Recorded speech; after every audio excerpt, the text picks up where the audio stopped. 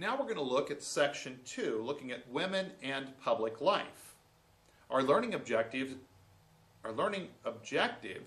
are to explain how women gained political experience during the Progressive Era and the issues that were important to them.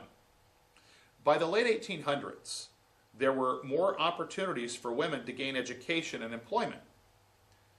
The number of women attending college increased dramatically between 1870 and 1900. Women began to work in offices and industry. Women gained political experience by working for causes, including children's health and welfare. Women were also active in pushing for prohibition, the ban on the manufacture, sale, and transportation of alcoholic beverages. They believed that alcohol caused crime, poverty, and violence.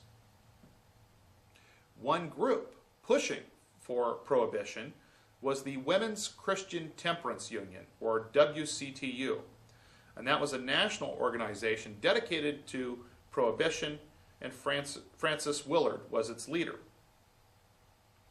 Another leading proponent of prohibition was Carrie Nation, an evangelist who spread the message of prohibition by smashing up saloons and through her fiery speeches.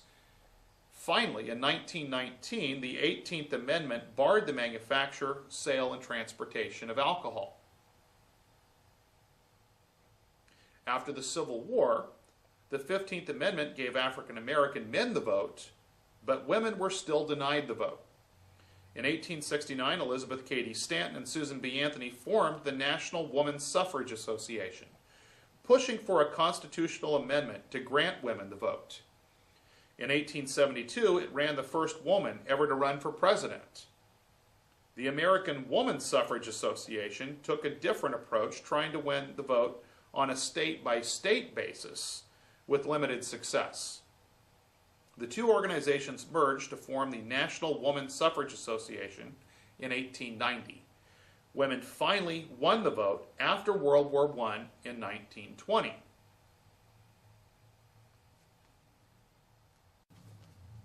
Now we're going to look at Section 3, Theodore Roosevelt's Square Deal. Our learning objective is to explain how Theodore Roosevelt became president and how he used the office as a bully pulpit to push for progressive reforms. So first, what we need to understand is that Roosevelt, who was the youngest person actually to ever become president, was a war hero. Now, we haven't yet looked at the Spanish-American War. We'll be looking at that in the next chapter. But that's ultimately what really makes Roosevelt a hero. He had been Secretary of the Navy, and then during the war, the Spanish-American War, he helped lead the Rough Riders to victory at San Juan Hill and kind of becomes a well-known war hero. He then goes on to become governor of New York. And so the Republican Party kind of saw him as a liability because he was a progressive Republican pushing for reform, and they really kind of thought they could silence him. Now, another thing that's important to understand, that at this point in time, the vice presidency was a good spot to put somebody if you wanted to keep them quiet. The vice president's job, their primary job duties is first, they're first in the line of succession if something happens to the president, and they also preside over the Senate, although they don't vote in the Senate unless it's to cast a tie-breaking vote, and oftentimes the vice president isn't even there. So now things have changed a lot. Modern vice presidents are used much more widely than they were at this point in time. Back then it was kind of customary for the president to typically ignore the vice president. And so the thought was that by adding Roosevelt, a war hero, to the Republican ticket, it would help William McKinley to win election, and at the same time, it would also kind of help to keep him quiet. So the Republicans sought to put him there. Now, there was one major Republican strategist who spoke out and kind of said, don't you fools realize you know, you're going to be putting that damn cowboy only one heartbeat away from the presidency. And of course, well, their worst nightmare did come true because William McKinley was shot and killed while attending the World's Fair. And after, now of course he didn't die immediately, but Roosevelt was soon notified after he was shot that the president was in, or had been shot, and then actually, initially it looked like McKinley was going to recover, but when McKinley took a turn for the worst, Roosevelt was kind of summoned and told that you know, he needed to get prepared. And so, of course, with McKinley passing, Roosevelt becomes the president, and now he has this opportunity as president. No longer can they keep him quiet. Now he begins to use his office as a bully pulpit, meaning that he uses the office to draw attention to issues that he feels are vital. And as I mentioned, he is a progressive. He wants to move forward with progressive reforms. One of the first things Roosevelt did was to intervene in a coal strike in 1902, ordering arbitration. Roosevelt called the deal a square deal, and the term came to be used to describe Roosevelt's approach to balancing the needs of business, workers, and consumers. So, you know, ultimately, this whole idea of the square deal is that you've got these three different groups. You've got business, you've got the workers, and you've got consumers, and that we need to protect all three interests.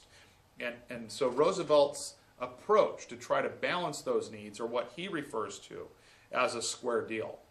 Now, Roosevelt also develops a reputation as a trust buster, or one who goes after big businesses that are designed or use methods to try to reduce competition.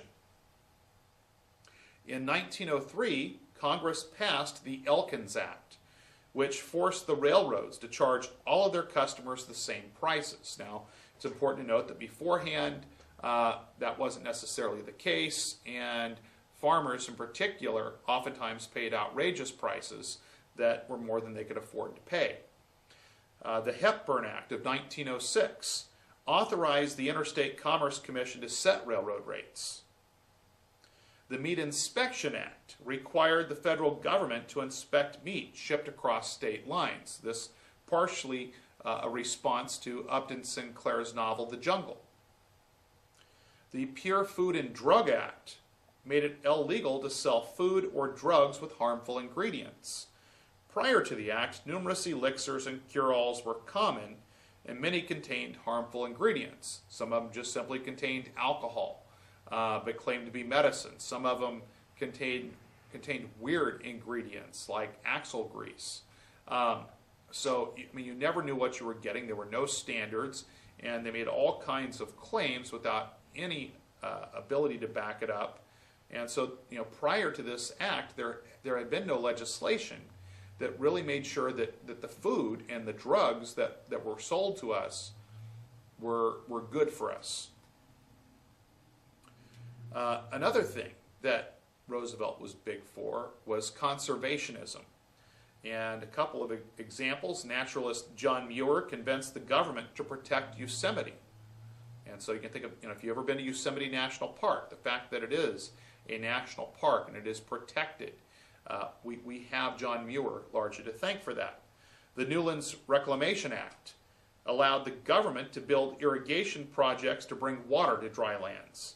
And Gifford Pinchot, who we'll talk about more later, became the first head of the U.S. Forest Service.